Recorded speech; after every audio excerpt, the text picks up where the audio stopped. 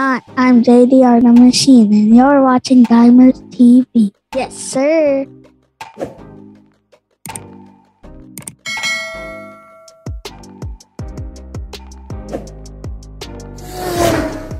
Yes, sir. Welcome back to Dimers TV. And for today's episode, we will be, of course, talking about our reactions on the recently concluded trade deadline. Yes, sir.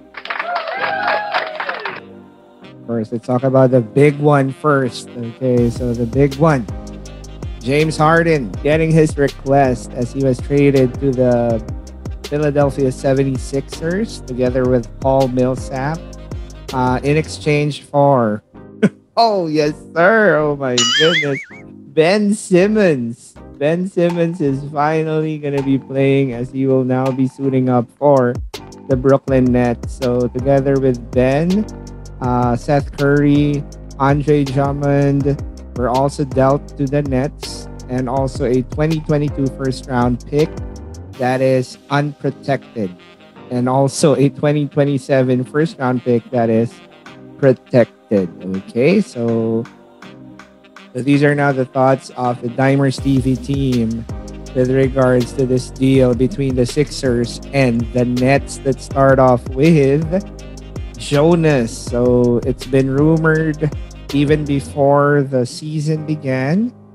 and it has finally come into fruition. So Harden's back with Daryl Morey. Simmons now has a chance to prove himself again, and I'm looking forward to how it would play out with both teams. But this is indeed massive, to say the least. Okay, now according to Joseph Alfonso, the Ben Simmons drama is finally over. I think Big Ben will fit well with the Nets. Okay, now let's proceed to my thoughts. The Sixers gave up a lot to get Harden. Still, if he and Embiid clicks, then that would be scary. Okay, and then of course, according to Sir John Mer, nangyari na nga after all the speculations. At least lalaro na si Ben Simmons. Si Harden and Embiid will be hard to stop if they will be healthy. Okay. So now let's proceed to the next deal. Okay, so this was the deal that happened before the James Harden deal, of course. A 4-team trade involving the Pistons, the Bucks, the Clippers, and the Kings. Okay, so the Pistons ended up getting Marvin Bagley III, who was the second pick in the 2018 draft. Of course, as of the moment, still hasn't really found his niche in the league.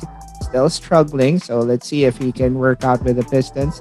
And then the Bucks actually ended up with veteran Serge Ibaka, 2 future second-round picks, and even cash considerations. On the other hand, the Clippers got Semi Ojeyeles and Rodney Hood, while the Kings got Dante DiVincenzo, Josh Jackson, and Trey Lyles.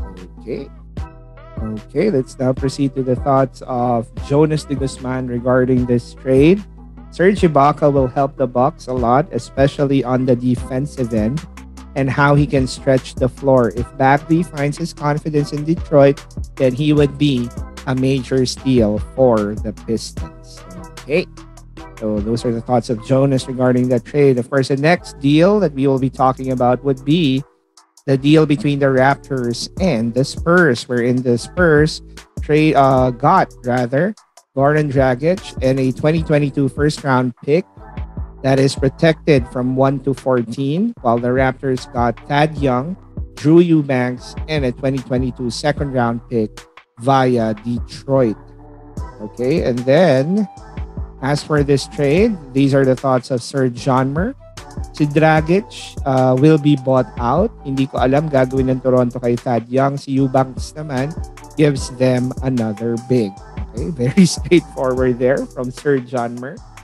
Now let's proceed to the next trade. So the next trade is between the Boston Celtics and the Orlando Magic. So the Celtics got a future second round pick in exchange for Bol, who was just recently traded by the Nuggets, and also PJ Dozier.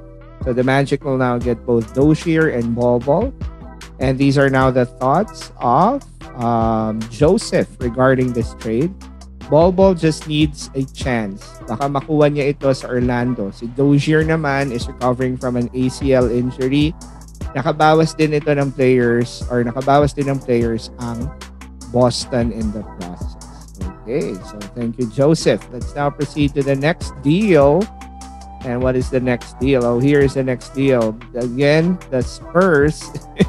And this time, trading with the Celtics. So, the Celtics actually got, yes, sir, Derek White. Oh, finally, Boston got a point guard. And then the Spurs got Josh Richardson, former first-round pick Romeo Langford, and a 2022 first-round pick that is protected from 1 to 4. So these are my thoughts regarding this trade. Okay, so according to JI Times, Boston gets their point guard in Derek White. He is a two-way player who will surely make the team better. This is indeed a solid trade for the Boston Celtics. Okay, moving on to the next trade.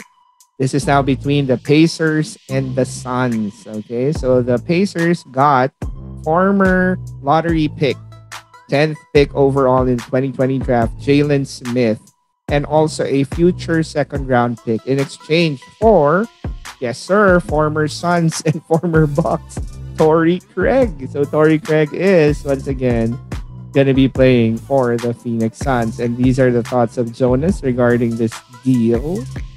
Okay, let's proceed with Jonas's thoughts. Torrey Craig is back with the Suns. This is indeed an under-the-radar move that can help them. On the other hand, Jalen Smith will get a chance to show what he can do in Indiana. Okay, thank you, Jonas.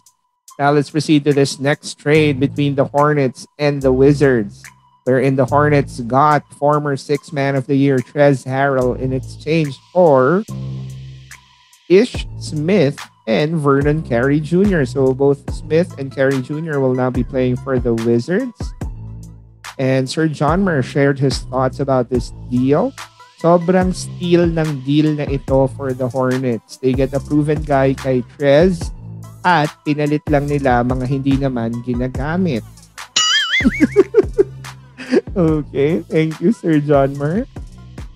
Now let's proceed to the next trade. So this trade is now between the Hornets, or not the Hornets, but rather the Wizards and the Suns. Okay, so the Wizards got cash considerations and also a trade exception in exchange for one of their backup point guards, Aaron Holiday. So the Suns now acquire Aaron Holiday, who is, of course, the youngest brother among the three Holiday brothers in the league. And of course, Joseph had his thoughts on this one. So according to Joseph, by trading Holiday, the Wizards gave up 2 point guards ngayong deadline. Pero halatang trying to save cap space and money ang Wizards, lalo na out naman na for the season si Bradley Beal.